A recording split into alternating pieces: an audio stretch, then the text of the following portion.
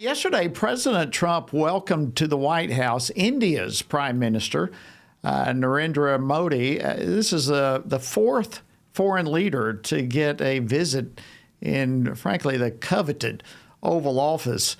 Well, these two leaders had a lot to discuss in their meetings, including things like tariffs that President Trump had threatened, a potential trade deal between the two countries, and America's trade deficit with India. But one big issue was seemingly left unaddressed, and that is how Christians and other minority groups in India are facing increased and significant persecution under the Prime Minister's Hindu nationalist government. Well, if Modi wants to borrow from Trump's "Make India Great Again," as he said yesterday, those were his words, then how about maybe he ought to start by taking a page out of Trump's own executive orders. Maybe he should work on eradicating anti-Christian bias. Well, here to discuss this and more is Jeff King. Jeff is the president of International Christian Concern. Jeff, welcome back to Washington Watch. Great to have you. Jody, always great to be with you. Okay, so let's look at this meeting that took place. Maybe I missed something, but do we know at all if Christian persecution even came up when these two leaders met? Not yet, and that would certainly be the first step. The first thing you have to do is name and shame. A little goes a long way. It's the what we call the bully pulpit. The strongest tool President Trump has is for a public statement to be made that would shake the foundations. And we got to figure out, and India's got to figure out, are they a partner in peace or in persecution? Yeah. Well said. That is what it comes down to.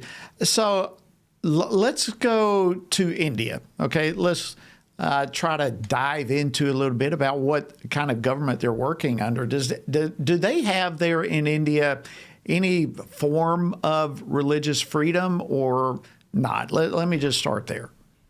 Yeah, so that's a great question because the Constitution does allow for religious freedom. The Constitution, back in the time of Gandhi, it was very much about tolerance on all levels, especially religious. And those days are gone.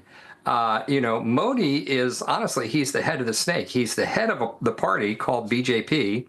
And the BJP these guys are hate mongers. They view Christianity as a virus to be eradicated, to be stamped out. And so Modi is a very polished, very savvy world politician. You're never going to hear him say anything. But if you go listen to what's being said in different languages from the BJP leaders, it's pure hate speech, and they're stirring up the masses. And then Christians are attacked. And then Modi, his role is to stay silent. He doesn't say anything.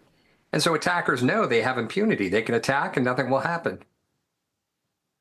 So where do we go with this? I mean, what ought to be the response of the United States? I mean, what needs to happen? Obviously, there's persecution taking place in India, and now's the time for us to be able to deal with it. In your opinion, what needs to happen? Yeah, I think the first thing is just to make a decision where religious freedom is going to lie in the order of importance. Does trade trump everything?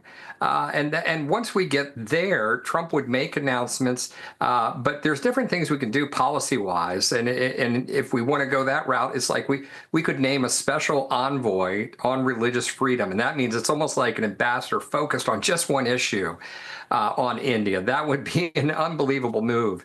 Name India as what's called a CPC, a country of particular concern. This is machinery and a legal framework within the United States government. But above all, it's the bully pulpit. Come out and say something. Wow. Do you anticipate that will happen? I'm hopeful. Trump administration, the first administration, oh my gosh, it was fantastic. It was really the golden age for religious freedom. Everything from the vice president on down to the head of the State Department to a department within the State Department that focuses on religious freedom. great players. And so I was extremely encouraged to see Rubio head upstate. He is brilliant. We've worked with him in the past. He's been concerned about persecution. So I am hopeful, and we'll see what's cooking in the background. So, do you believe at the heart of the issue that the Prime Minister, Prime Minister Modi, do you think he really wants to make India solely a Hindu nation? Is that kind of underlying his worldview, you think? You nailed it. That's it. No, their ideology is called Hindutva. And I remember going to India for the first time. I'm trying to think how long ago. It might have been 15 years ago. And I was seeing things, front page, huge spreads in the press depicting India as a virgin, and Christians and Muslims molesting her, and Mother India must be protected. These foreign forces, it's a virus depicted in various ways, but just really hateful. But this is the ideology of the BJP. This is Modi's ideology. He'll never come out and say it publicly. Like I said, world-class politician, very savvy. But all you have to do is go listen to the speeches of his party leaders, and oh my gosh, it is eye-opening. And then it makes complete sense what's going on. Wow. Okay, so let's kind of wrap up. Our time's almost gone here. What would you suggest to Americans here, Christians here? What can we do to assist our brothers and sisters in Christ who are there in India under very difficult circumstances? Yeah, I think the first thing is to follow the issue. And so that you go to persecution.org, go to one of the other persecution ministries and follow what's going on so you're aware. And then call your representative, call the White House, call the Indian embassy. They are extremely interested in good relations and in trade. So we start calling the embassies, we call the White House, and we say, stop persecuting Christians. And for our government, name a special envoy to pay attention to religion in India, and name India as a CPC, a country of particular concern. Those are that's our playbook right there. And name and shame. You tell it to all your friends. Let them know what's going on in India. Wow. Jeff King, president of International Christian Concern. Great information. Thank you so much for joining us again here on Washington Watch. Always an honor.